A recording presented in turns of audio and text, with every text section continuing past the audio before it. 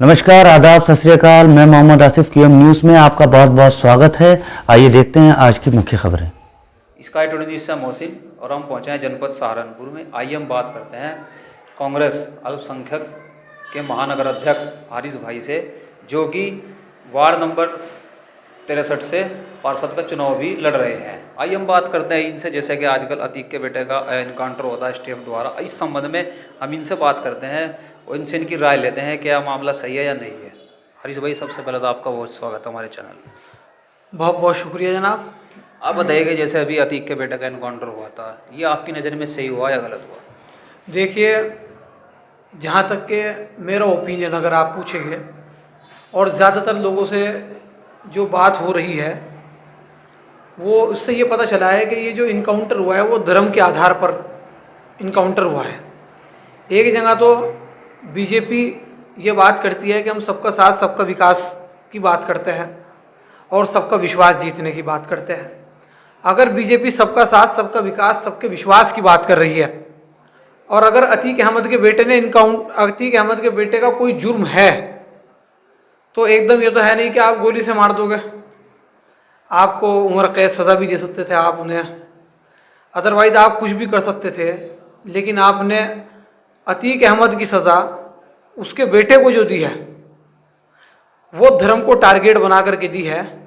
और मुझे जहाँ तक मेरा ओपिनियन है, मुझे ऐसा लग रहा है कि उत्तर प्रदेश के अंदर मेयर का चुनाव है, उसको देखते हुए ये सब चीज़ें की गई है जिससे कि धर्म को टारगेट करके बीजेपी मेयर के चुनाव के अंदर ज़्यादा से ज़्यादा सीटें जीत सके।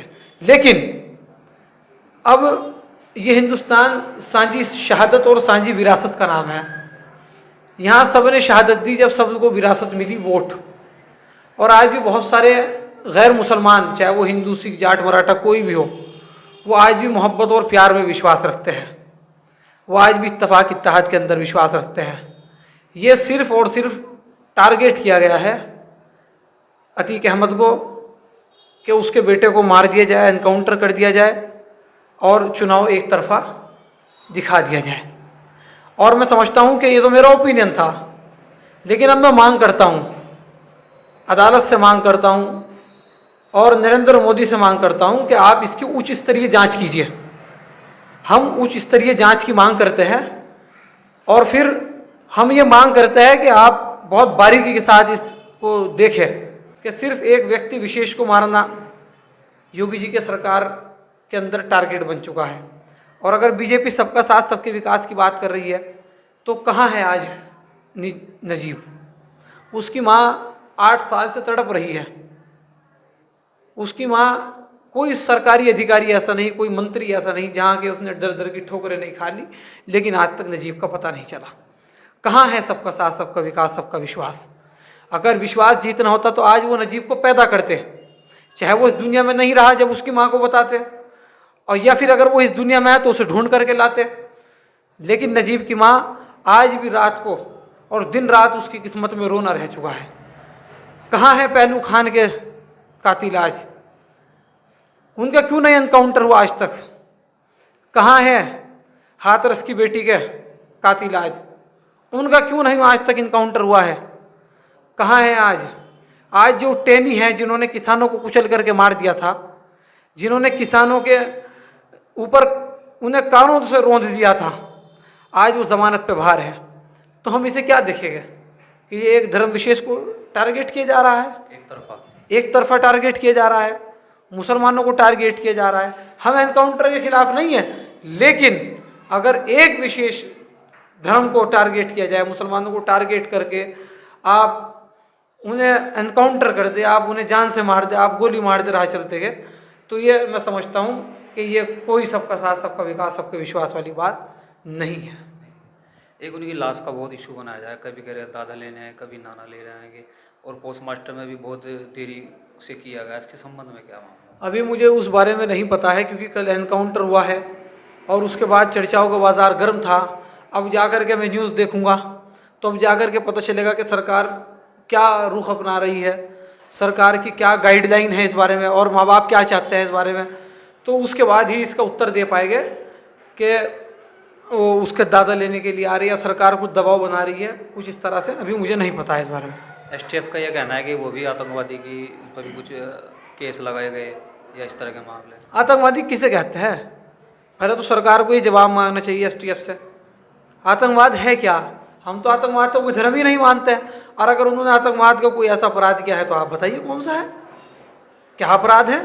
कौन से उनके चीन से संबंध थे, कौन से उसके पाकिस्तान से संबंध थे, कौन से उसके अफगानिस्तान से संबंध? तो अगर जांच के अंदर सही पाया गया है तो ऐसे की सजा एनकाउंटर है, मौत है। और अगर नहीं आतंकवाद उससे साबित है तो बताइए फिर मारने वालों की क्या सजा होनी चाहिए?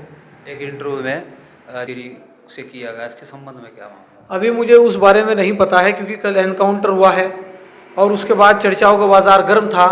अब जाकर के मैं न्यूज़ देखूंगा तो अब जाकर के पता चलेगा कि सरकार क्या रुख अपना रही है, सरकार की क्या गाइडलाइन है इस बारे में और माँ बाप क्या चाहते हैं इस बारे में। तो उसके बाद ही इसका उत्तर दे पाएंगे कि उसके दादा लेने के लिए आ रही है या सरकार कुछ दबाव बना रही है, कुछ इस तरह से। अभी मुझे नहीं पता है इस बारे में। एसटीएफ का यह कहना है कि वो भी आतंकवादी की पर भी कुछ केस लगाए गए या इस तरह के मामले। आतंकवादी किसे कहते हैं? पहले तो सरकार को ये जवाब मांगना चाहिए एसटीएफ से, आतंकवाद है क्या? हम तो आतंकवाद तो कोई धर्म ही नहीं मानते हैं। और अगर उन्होंने आतंकवाद का कोई ऐसा अपराध किया है तो आप बताइए कौन सा है, क्या अपराध है? कौन से उनके चीन से संबंध थे, कौन से उसके पाकिस्तान से संबंध थे, कौन से उसके अफगानिस्तान से संबंध? तो अगर जांच के अंदर सही पाया गया है तो ऐसे की सजा एनकाउंटर है, मौत है।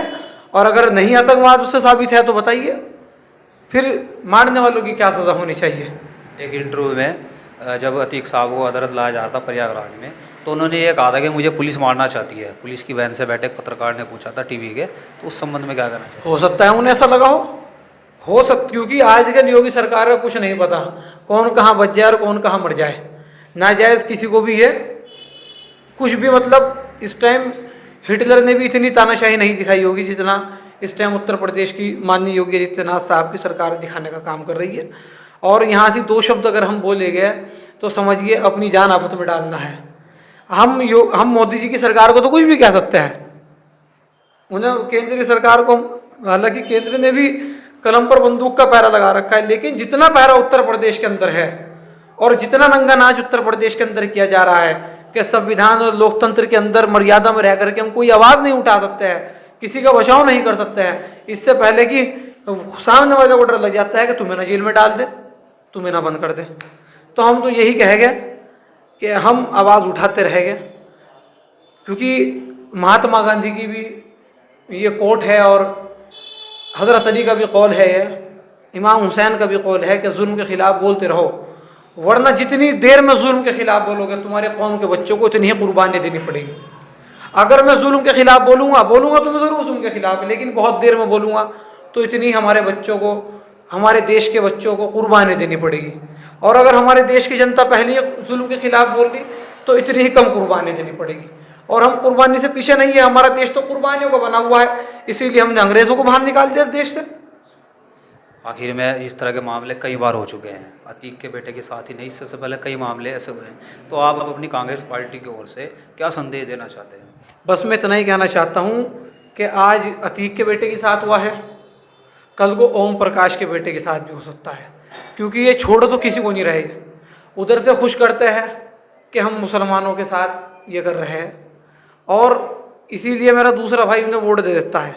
लेकिन ये देश जब भी तरक्की और उन्नति और प्रगति कर सकता है जब यहाँ पर हिंदू और मुसलमान एक थाली के अंदर बैठ करके खाना खाएगा। ये देश जब भी तरक्की कर सकता है जब राम और श्याम एक दूसरे के दुख और सुख में साथ देंगे। ये मुल्क जब भी तरक्की कर सकता है जब आरिश अपने वरुण शर्मा को, अपने अमरदीप जैन को या उनके किसी भी अपने मतलब अर्थी को कंधा देगा या फिर वो आरिश के जनाजे को कंधा देगा। ये देश जब ही तरक्की कर सकता है जब वो आरिश को मिट्टी देगा। आज आप मेरे तिलक लगा दो और मेरे हिंदू भाई के टोपी पहना दो, बताओ योगी आदित्यनाथ साहब क्या कोई सा भी हो, कोई नहीं पहचान करके बता सकता है ये हिंदू है या मुसलमान है। और हमारे देश का लोकतंत्र तो यही है, ये इतनी खूबसूरत लोकतंत्र है, पूरी दुनिया में लोकतंत्र नहीं। यहाँ 36 बिरादरियाँ हैं, 36 धर्म हैं, 36 भाषाएं यहाँ पर बोली जाती है। ये इसी चीज़ की मिसाल है कि यहाँ पर प्यार और मोहब्बत राज करता है। इमाम हुसैन से सबक लेकर के महात्मा गांधी क्या कहते हैं कि अगर मेरे पास 72 साथी इमाम हुसैन जैसे होते तो मैं 2 दिन में हिंदुस्तान को आज़ाद करा देता अंग्रेजों से। और जो मैंने हिंदुस्तान को आज़ाद किया है वो प्रॉफिट मोहम्मद के नवासे हज़रत इमाम हुसैन से उन्हें अपना आइडल बना करके ये हिंदुस्तान को आज़ाद कराने का काम किया है कि क्योंकि जब 72 की फौज हज़ारों से लड़ सकती थी तो हम लाखों आदमी, करोड़ों आदमी हज़ारों से क्यों नहीं लड़ सकते। चलिए, सबसे आखिर में आप वार्ड नंबर 63 से चुनाव भी लड़ रहे हैं, इस संबंध में अपने वार्ड को साथ साथ में क्या संदेश है, छोटा संदेश? बस वार्ड नंबर 63 के लोगों को भी यही कहना चाहूँगा कि 4 मई को चुनाव है और हाथ के पंजे के सामने वाला बटन दबा करके वार्ड 63 की मेरी वालदा प्रत्याशी है आसिफा परवीन, उन्हें भारी से भारी मतों से जिताने का काम करें। जिस तरह से पूर्व में मैंने हमेशा की बात यही नहीं कि अपने वार्ड की, हमारे शहर सहारनपुर के अंदर, हमारे हिंदुस्तान के अंदर कोई भी मुद्दा ऐसा हुआ है तो हमने आवाज़ उठाने का काम किया है। इसी तरीके से हम अपने वार्ड की भी आवाज़ उठाने का काम करेंगे और बहुत अच्छा प्रोस्पेक्टस इंशाल्लाह हम लोग लाने का काम कर रहे हैं अपने वार्ड वालों के लिए और डोर टू डोर जा करके हम उन्हें दिखाने का काम करेंगे कि देखिए अगर हम चुनाव जीतते हैं तो हम आपके लिए ये काम करेंगे। हम नौ हो हल्ला नो किसी ये हिंदुस्तान को आज़ाद कराने का काम किया है कि क्योंकि जब 72 की फौज हज़ारों से लड़ सकती थी तो हम लाखों आदमी, करोड़ों आदमी हज़ारों से क्यों नहीं लड़ सकते। चलिए, सबसे आखिर में आप वार्ड नंबर 63 से चुनाव भी लड़ रहे हैं, इस संबंध में अपने वार्ड को साथ साथ में क्या संदेश है, छोटा संदेश? बस वार्ड नंबर 63 के लोगों को भी यही कहना चाहूँगा कि 4 मई को चुनाव है और हाथ के पंजे के सामने वाला बटन दबा करके वार्ड 63 की मेरी वालदा प्रत्याशी है आसिफा परवीन, उन्हें भारी से भारी मतों से जिताने का काम करें। जिस तरह से पूर्व में मैंने हमेशा की बात यही नहीं कि अपने वार्ड की, हमारे शहर सहारनपुर के अंदर, हमारे हिंदुस्तान के अंदर कोई भी मुद्दा ऐसा हुआ है तो हमने आवाज़ उठाने का काम किया है। इसी तरीके से हम अपने वार्ड की भी आवाज़ उठाने का काम करेंगे और बहुत अच्छा प्रोस्पेक्टस इंशाल्लाह हम लोग लाने का काम कर रहे हैं अपने वार्ड वालों के लिए और डोर टू डोर जा करके हम उन्हें दिखाने का काम करेंगे कि देखिए अगर हम चुनाव जीतते हैं तो हम आपके लिए ये काम करेंगे। हम नौ हो हल्ला नो किसी तरीके की हम भीड़ भड़ाका, हम लोग डोर टू डोर जा करके जनसंपर्क करने का काम करेंगे और लोगों को समझाने का काम करेंगे। मुझे पूरा विश्वास है कि वार्ड 63 के लोग इस बार अखिल भारतीय कांग्रेस कमेटी के प्रत्याशी को जिताने का काम करेंगे और राहुल गांधी जी के हाथ में ये सीट में परोस के दूंगा कि देखिए जो आपको आपके साथ ज्यादती करने का काम नरेंद्र मोदी सरकार ने किया है, आपको डिस्क्वालीफाई कर दिया एमपी से, इतना फर्क वार्ड 63 के लोगों को पड़ा है कि आपको सबसे पहले पार्षद बना करके जिताने का काम किया है। वो यही कहेगा और क्या कहेगा, और पूरी कांग्रेस वार्ड 63 की जनता के साथ खड़ी है। इसलिए हकीम रमजान भी आखिर पूरा होने वाला है और खुशी की बात है कि आखिरी जुमा और अगले दिन ईद है। इस ईद पर एक क्या मतलब संदेश और एक शुभकामनाएं? मैं तो ईद पे भी ये संदेश देना चाहता हूँ कि सबसे पहले तो बड़े अफसोस की बात है कि रमज़ान जैसा मुबारक महीना हम लोगों के बीच से जा रहा है। और अभी कल भी मैंने इंटरव्यू दिया है कि योगी जी ने जानबूझ करके ही रमज़ान में ईद के बाद चुनाव इसलिए रखे है क्योंकि रात को तरावी हो रही है, दुआएं होगी, उसके बाद 10 दिन तक मुसलमान ईद मनाता है अपनी, तो कहाँ से वो हमारी बात सुन लेगा, कहाँ से हमारी बात वो मान लेगा और किस तरह से वो अपने अच्छे प्रत्याशियों को चयन कर पाएगा। और ईद के बाद समय भी बहुत थोड़ा, ईद के बाद समय भी कम बहुत रह जाएगा। तो इसलिए मैं अपने उन तमाम लोगों को ईद की शुभकामनाएं देता हूँ कि जो हिंदू मुस्लिम ताने बाने के साथ ईद को बनाते हैं और बड़े भाईचारे और प्यार के साथ ईद को बनाने का काम करेंगे। और सहारनपुर के अंदर कांग्रेस पार्टी के मेयर को और वार्ड 63 के अंदर कांग्रेस के पार्षद को जिताने का काम करेंगे। और मेयर यहाँ सहारनपुर के अंदर ऐसा होगा जैसे कि दिल्ली के अंदर अखिल भारतीय कांग्रेस कमेटी सबको साथ लेकर के चलने का काम कर रही है। बहुत बहुत शुक्रिया। ये थे हमारे साथ कांग्रेस पार्टी अल्पसंख्यक के महानगर अध्यक्ष हारिस सिद्दीकी साहब। हमने कुछ मुद्दों को लेकर बात की। आज के लिए बस इतना ही। देखते रहिए। आज के लिए इतना ही। देखते रहिए क्यूएम न्यूज़।